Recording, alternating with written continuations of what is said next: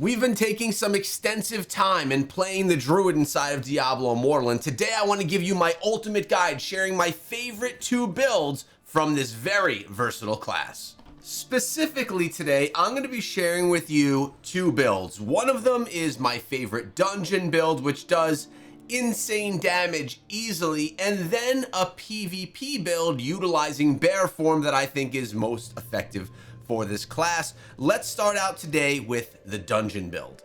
I want to give you guys a quick look of the equipment that I'm wearing, and then we'll dive a little bit deeper in, followed by a little demonstration of me running through a dungeon and showing how much damage we can easily do with this build.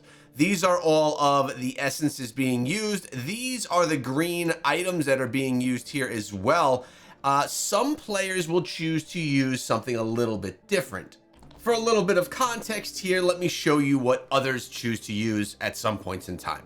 As you can see, I'm coming in with the Barons, Vithus, Enigmats, and Restitution in Blood. Others may choose to come in with something like this, a 4-piece Restitution in Blood, a 2-piece Vithu, and a 2-piece Gloom. Both are gonna do amazing amounts of damage with whichever set items you actually choose to utilize. Now let's break down the skills in primary attack. A lot of players are going to go with Landslide. I choose to go with Ferocious Strike because I have a charm that's giving me extensive extra damage utilizing Ferocious Strike. That's the reason I choose that. Then we come in with the Fire Tornado, Thorn Armor, Raven Swarm, and the big one, Stag Charge. And all of these are changed through the essences that we're going to talk about in just a moment. So diving in a little bit deeper, take a look at my charm. I have Werebear damage, Summon Oak Sage, Werewolf, and Ferocious Strike damage plus 4%. I do not have the best charm, and to be very frank with you, I don't spend a lot of time trying to make my charms too much better. I really just try and get myself 5 skill bonuses, and I'm happy. The green items that I use on all of my sets are the same. I have a 2-piece Awakener's Urge. This is going to be Vithu's Urges. Increases the duration of all beneficial effects. That's super important. We do have this one right here, Enigmat's Conflagration. The duration of additional Ignite status is increased. That's one that I would probably pull out if I were going to be utilizing this class longer and put in Gloom in its place. I have a 2-piece Restitution in Blood. Dealing damage to an enemy applies Fated Prey to them for 2.5 seconds, increasing the damage you deal with them by 35%. And then we have a 2-piece Barons. Increases the duration of harmful effects by 30%. I'm not going to go over greens again because they are the same greens that I use in the PvP build, which I'll share with you guys next. Now, I figured I could give you a quick look at the gems that I'm utilizing. These also don't change between my PvP and my PvE build. There are many 1- and 2-star gems you could use in place of some of the 5-star gems I'm utilizing, but these are what I have in works right now. Roiling Consequence, Blood-Soaked Jade, Blood Flow Gem, the Fated Trail, we have Bottled Hope, Colossus Engine, Seeping Bile, and that one could probably be replaced with something better, as well as Gloom Cask. I could probably swap out a Gloom Cask and a Seeping Bile for a 1- or 2-star gem that may enhance the build, like a Pain Clasp gem or something of that nature. I also put as many sapphires in this build as I possibly can, so make sure that your rings are able to socket sapphires for that extra armor pen. Now let's take a look at these essences really quickly. We're using Kindling Crown, and as you can see, Fire Hurricane. Fire Tornado now conjures a hurricane of flame that follows you, burning nearby enemies. Fire Tornado damage is increased by 18%. Also keep in mind, all of my gear has been awakened, and I recommend you do the same. Again, you have to get your gem upgraded in that slot to awaken your gear. We have Smolder Thorn. This is the ancient legendary piece of gear. It was the Badlander. Smolder Thorn is the essence. Thorn Armor now creates an area of thorny vines that follows you, continuously damaging nearby enemies and infecting them with smoldering seeds, which explode in the infected if the affected enemy is burning. The armor damage is increased by 18%. Then we came in with the shoulders, and this one is Bullish Provider. Stag Charge generates 3 primal power each time it hits an enemy. It can't trigger more often than once every 1 second. So Stag Charge is going to be a big provider or it's going to be actually be able to go extended amounts of time because of this essence, as well as the other skills that we're utilizing. We come in with Wonton Buck. This one right here is Stag Rampage. Stag Charge now causes you to sprint forward as a stag, during which you are immune to loss of control and knockback, damaging and knocking back enemies you hit. This is great for PvE because you are literally just going to run around, run through things, and quickly drop damage. You could also utilize this build, by the way, for farming open world. I use the same build here, farming open world, as I do inside of the dungeons, dropping crazy damage. We have Unkindness Stave. Raven Swarm now conjures a storm of ravens that follows you, continuously consuming primal power to gradually increase its damage. The second primary weapon that I'm using is Burn Socket. Fire Tornado generates an additional 1 primal power per enemy hit, up to a maximum of 10. This is great because the more primal power you have, the longer that you could stay on your stag, and the longer you're going to have those ravens up. Then we're taking a look here at the secondary pieces of gear. We have 2 because we have the stance operated. Tags Perch. Raven Swarm deals 38 increased damage to burning enemies. Love that. And then we're backing that up with Ravenous Wilds. This was actually the last piece that I found when I was looking for essences. Thorn Armor damage also shatters enemy armor, increasing the crit damage they take by 15.2% for 3 seconds. As you can see, together, these are going to do a ton of damage. And I'm going to demonstrate that in just a minute. Figure I'll show you my attributes here as well, just so you have an idea. Armor sitting at 4,500, armor pen 5,800, so that one's actually pretty high. Potency around 4K, and my resistance is a little bit low, probably because I'm putting so much into armor pen. Resistance is sitting at 3,200 essentially. And at the end of the day, I'm just wearing, or I shouldn't say just, I'm wearing about 4,300 resonance in those gems. You can see right here how I worked out my total resonance. That system's in the process of continuously growing.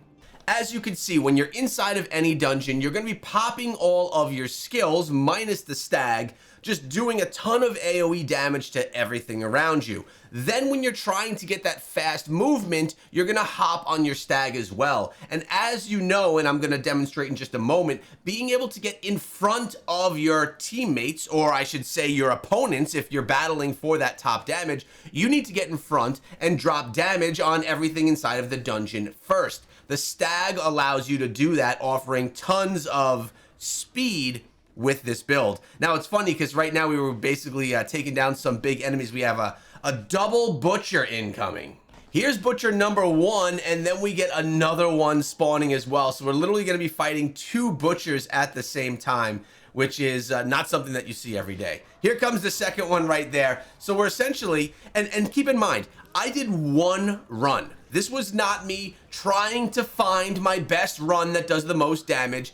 Just for context here, I've gotten near 2.5 billion damage in a dungeon. This dungeon does not get that high, but we do break the billion damage mark. And as I mentioned, I didn't start out first in this run. I didn't get in first and actually hit the enemies first.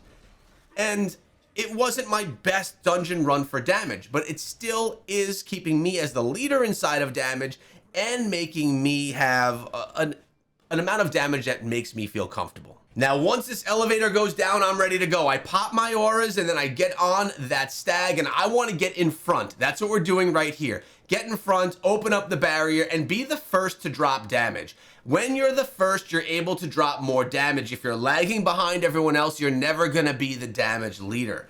So I try and stay in front, I jump on my stag, I drop all the damage first, and I'm making sure that I'm getting everything burning and taking all of that damage from my ravens, from my spores. It's all dropping damage literally everywhere.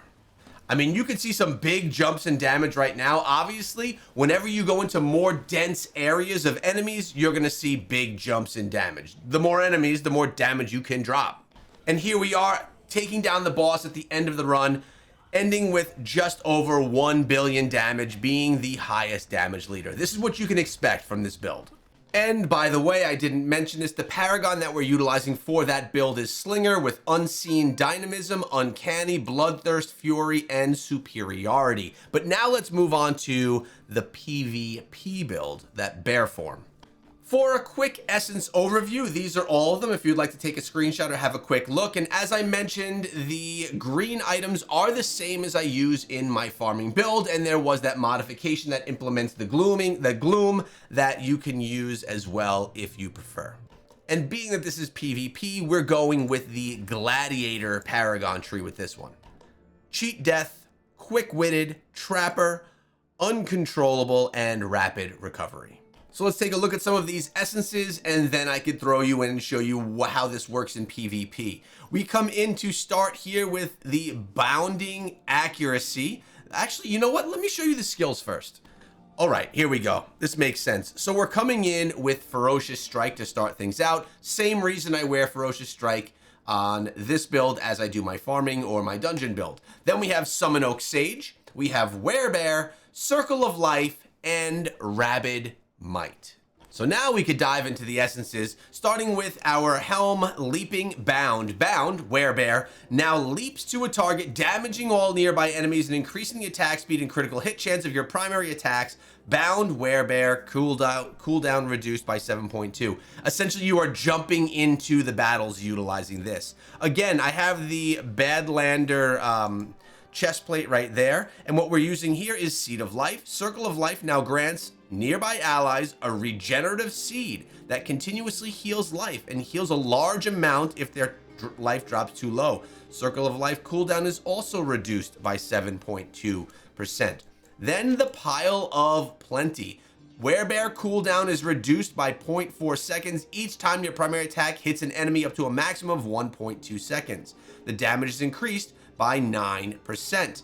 Then we have Shattergroose. This is Crush Werebear, also shatters enemy armor, increasing their damage they take by 19% for 3 seconds. So you jump into the battle, you start popping all of these, and they're going to be taking more damage, you're dropping more damage, and hopefully you're getting some kills. Frenzy Reed is next. Rabid Might duration is extended by 39% while transformed. The second is the Craw, the second primary weapon. Hulking Werebear now transforms you into a gigantic bear with increased attack range and maximum life. Love this one. Not only does it work effectively, it is cool looking. I'll show you that in just a moment. Mauler's Mitt is our secondary, our first one. Crush Werebear now empowers you, causing your primary attacks to smash the ground and damage nearby enemies, with critical hits causing spikes of rock to erupt from the ground for additional damage, and it's increased by 18%. And the final essence is for a secondary Protector Sage. Summon Oak Sage no longer passively summons and instead actively summons protective Oak Sages to orbit you, each granting damage reduction and immunity against one total loss of control effect, and the cooldown is reduced by 7.2%. Now take a look, and we just switch over here, and when we transform into our Werebear, it's massive. Like, look at the size of this bear. It's really cool looking to have it on the screen, but it's not only about being cool looking, it's also very effective as well. With we could jump into wherever we want to jump into in battle, do a ton of damage, crush, and all of that. And let's actually show you just a snippet of me in a little bit of PvP this morning. I find with Werebear, I pop all of my skills, then I transform over into the Werebear, dive in, jump a few times, crush, and then get out of there. Remember, you want to try to get out of damage, heal yourself up. Look, I'm grabbing a healing globe right here. Then I go away and I bandage myself up, make sure that I'm healed, and then I'll repeat the process. So right now I pop my skills. I'm gonna dive on in as the Werebear. I make sure that everything is done before I hit bear form, before I dive on in. So these were my two favorite, most used builds as the Druid over my time playing. I think they're the best in the game right now, and I am playing at Inferno 10 difficulty, so you could figure where a lot of these essences are coming from. I put build guides out for all classes inside of the game, and on my main channel, on the main page, you can see playlists for all of them. There is no class unsupported. Hope you guys enjoyed the video, found it valuable. If you did, please subscribe, and I'll see you back here tomorrow.